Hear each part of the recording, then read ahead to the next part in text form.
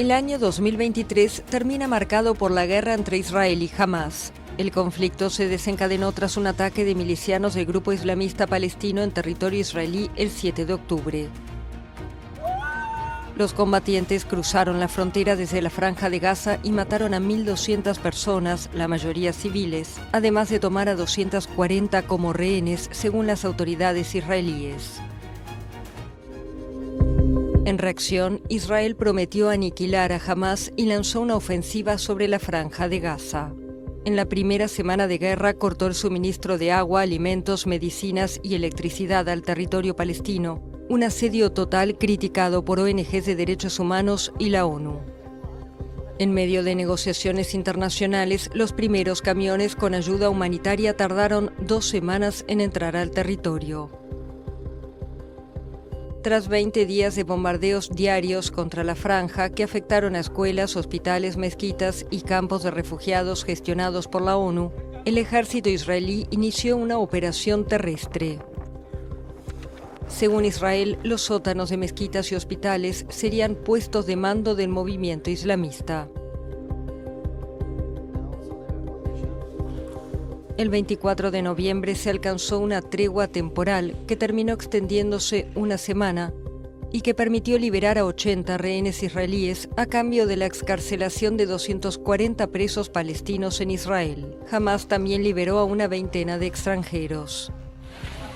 Tras el fin de la tregua, Israel amplió su ofensiva en otras zonas de la Franja de Gaza, mientras siguen los llamados de la ONU a un alto el fuego, ante lo que califica de condiciones desesperadas en el territorio palestino. El Ministerio de Salud de Hamás contabilizó más de 17.000 muertos en Gaza en 2 meses de conflicto, el 70% mujeres y menores de 18 años. La ONU estimó que más de 2/3 de la población se vio obligada a abandonar sus hogares. La guerra provocó además hostilidades con otros grupos armados respaldados por Irán, como el Hezbollah libanés o los hutíes de Yemen, además de un recrudecimiento de la violencia en Cisjordania. En Ucrania, el conflicto con Rusia continuó. La contraofensiva de mediados de año fracasó ante la solidez de las líneas defensivas rusas. Y en Estados Unidos y Europa aumentaron los cuestionamientos a la ayuda militar y financiera a la antigua República Soviética. En junio, una breve crisis sacudió Moscú. El jefe de la milicia Wagner, Yevgeny Prigozhin, que había ganado protagonismo por su participación en la guerra de Ucrania, encabezó un motín contra el Ministerio de Defensa y el Estado Mayor del Ejército Regular. La rebelión duró apenas 24 horas y terminó con un acuerdo que preveía que Prigozhin se fuera para Bielorrusia. 2 meses después, Prigozhin murió junto a varios dirigentes del grupo Wagner en un accidente de avión en Rusia. Los países occidentales y Ucrania sospechan que el Kremlin está implicado. El gobierno ruso lo niega.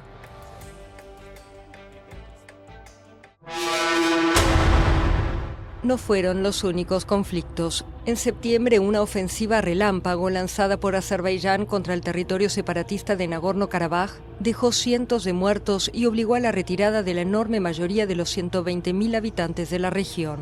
Los armenios que ocupaban el territorio anunciaron la disolución a partir del 1 de enero de 2024 de su república, proclamada hace 3 décadas. La región montañosa era objeto de disputas desde la disolución de la Unión Soviética. En Estados Unidos, por primera vez en más de 100 años, un expresidente fue citado a declarar en un juicio en su contra. Fue Donald Trump, que enfrenta varios procesos judiciales, 4 de ellos penales. En Georgia, donde se le acusa de intentar manipular las elecciones de 2020, el magnate tuvo un breve ingreso a prisión, con ficha policial incluida. Menos de 30 minutos después quedó en libertad, tras pagar una fianza de $200.000.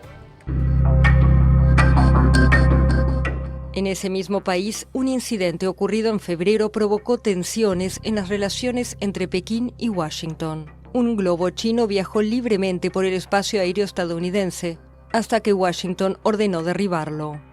China negó que el globo estuviera destinado a recoger información de inteligencia y aseguró que el aparato se había desviado de su ruta. En Francia, el año empezó con una ola de indignación. El motivo fue el asesinato de Nael, un joven de 17 años que recibió un disparo a quemarropa por parte de un agente de policía durante un control de tráfico, lo que generó varias noches de protestas violentas. La reforma de las pensiones también sacó multitudes a las calles, hubo enfrentamientos con la policía, vandalismo y muchas detenciones. Pero el gobierno de Emmanuel Macron acabó promulgando la impopular reforma. En Sudán, en abril estalló un conflicto entre el ejército y las paramilitares fuerzas de apoyo rápido. Cientos de personas murieron y más de 1 millón huyeron de sus hogares. Globalmente, los conflictos en el mundo siguieron alimentando las cifras de desplazados. 114 millones contabilizados a fines de septiembre, según el Alto Comisionado de Naciones Unidas para los Refugiados. India, en tanto, destronó a China como el país más poblado, con más de 1.425 millones de habitantes, según la ONU. En 2023, la naturaleza no dio tregua. En febrero, un terremoto de magnitud 7.8, seguido horas después de otro sismo, causó una enorme tragedia en Turquía: 48.000 muertos y 105.000 heridos. El sismo destruyó o inutilizó más de 200.000 edificios en 11 de las 81 provincias turcas. El temblor también causó graves daños en Siria, donde las autoridades estimaron el número de muertos en casi 6.000. Entre tantas pérdidas, hubo algunos momentos de alegría, como el rescate de la pequeña Helen de 7 meses, que fue encontrada con vida tras permanecer 68 horas enterrada. En septiembre también Marrakech, en Marruecos, se vio fuertemente sacudida por un temblor de magnitud estimada entre 6.8 y 7, el más fuerte jamás registrado en el país y que dejó casi 3.000 muertos y más de 5.600 heridos.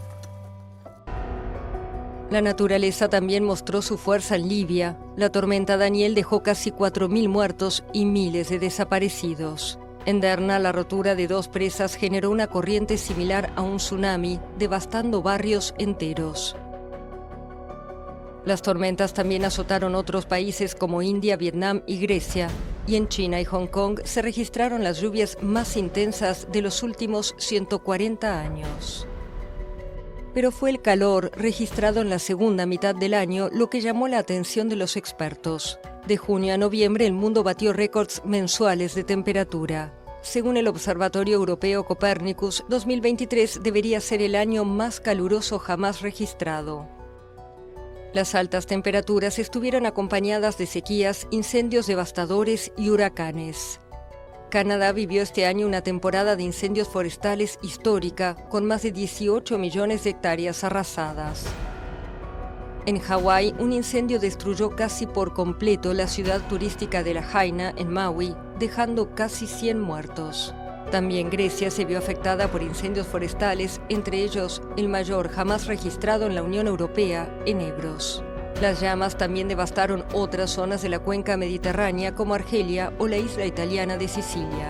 El secretario general de la ONU, Antonio Guterres, declaró que el colapso climático ya comenzó. En Reino Unido, 8 meses después de subir al trono, el rey Carlos III fue oficialmente coronado.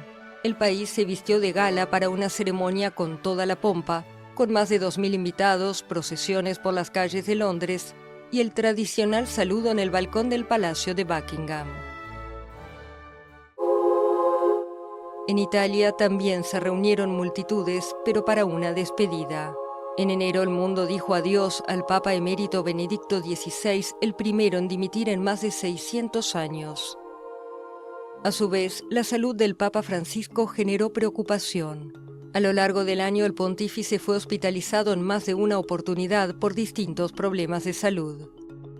Eso no impidió que el Papa argentino siguiera viajando, en un año en el que visitó la República Democrática del Congo, Sudán del Sur y Mongolia.